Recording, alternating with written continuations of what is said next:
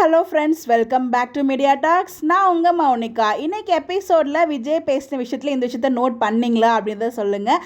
எனக்கு தெரிஞ்சு நான் வந்து லிங்க் பண்ணி பார்த்தேன் இந்த விஷயத்தையும் அந்த விஷயத்தையும். பட் நான் மட்டும் தான் இந்த மாதிரி கேவலமாக லிங்க் பண்ணுறேன்னு தெரியல.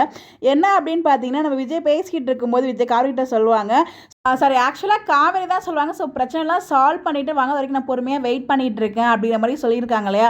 ஸோ அதுக்கு நம்ம விஜய் சொல்லுவார், சரி ஓகே நானும் வந்து உன்னை சந்தோஷமாக அழைச்சிட்டு போய் வாழணும்ல அப்படிங்கிறதுக்காக நான் வந்து எல்லா பிரச்சனையை முடிச்சுட்டு வர்றேன். அதில் பிரச்சனையை வந்து நான் சால்வ் பண்ணிட்டு வரேன். பட் அதுக்காக நான் என்ன பண்ணாலும் நீ வந்து என்னை தப்பாக எடுத்துக்கூடாது, என்னை விட்டுட்டு போயிடக்கூடாது அப்படிங்கிற ஒரு வார்த்தை, என்ன பண்ணாலும் அப்படிங்கிற ஒரு வேர்டை நோட் பண்ணிங்களா. ஸோ என்ன பண்ணாலும் நீ என்னை விட்டுட்டு போயிடக்கூடாது அப்படிங்கிற ஒரு வார்த்தையை எதுக்காக அந்த இடத்துல அவர் யூஸ் பண்ணோம் அப்படிங்கிறப்போ, ஸோ இவரோட பிளானில் தான் அங்கே மேரேஜ் ட்ராக் வரைக்கும் போயிருக்காங்களோ அப்படிங்கிற ஒரு தாட் எனக்கு இருக்குது.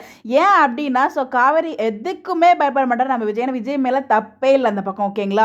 ஸோ எல்லாத்தையுமே அவ்வளோ அசால்ட்டாக ஃபேஸ் பண்ணுற ஒரு மனுஷன், எல்லாருமே பயந்தது ஸோ காவேரி கடத்திருப்பாங்க, அதுக்கும் வாய்ப்பு கிடையாது என்னை பொறுத்த வரைக்கும். இன்னொன்று விஷயம் என்னென்னா, ஸோ காவேரியோட அந்த கான்ட்ராக்ட் மேரேஜை ரிவீல் பண்ணிடுவாங்களோ அப்படிங்கிற மாதிரி மிரட்டுறாங்க. அதனால தான் வந்து காவேரிக்காகவும் அவங்க ஃபேமிலிக்காகவும் யோசிச்சு அவர் வந்து கோவில் லொக்கேஷன் வரைக்கும் போயிருப்பார் அப்படின்னு நிறைய பேர் கமெண்ட்மே சொல்லியிருந்தாங்க. நம்மளுமே அப்படி தான் நினச்சோம் ஆக்சுவலாக ஃபஸ்ட்டு. அதுக்கப்புறம் அது இல்லைங்க நம்மளுமே சொல்லியிருந்தோம்.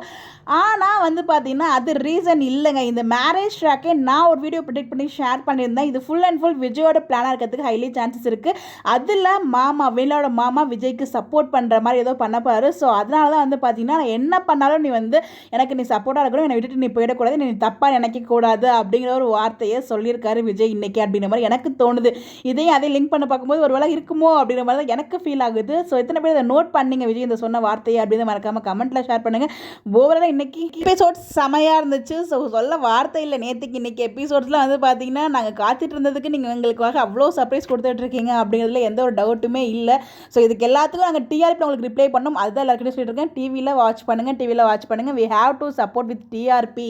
நல்ல ரேட்டிங்ஸ் கொடுக்கணும் அப்படின்னு இதில் நான் மென்ஷன் பண்ணியே ஆகிறேன். என்ன சொல்ல வரேன்னு புரிஞ்சிருக்கும்னு நினைக்கிறேன் எல்லாருக்குமே. ஸோ என்ன அப்படின்னா, விஜய் வந்து கோயிலுக்கு அவங்க அடுத்தவங்க மிரட்டிலாம் போயிருக்க மாட்டார். ஸோ இதில் விஜயோட பிளான் இருக்குன்னு நான் நினைக்கிறேன். இது என்னோட ப்ரிடிக்ஷன் தான் ஃபுல் அண்ட் ஃபுல். தப்பான டீமாக நம்மளால் புரிஞ்சிக்கவே முடியாது. பட் எனிவேஸ் இன்னைக்கு சூப்பராக இருந்துச்சு. உங்களுடைய கருத்துக்காக மறக்காமல் கமெண்ட்டில் ஷேர் பண்ணுங்கள். Bye bye.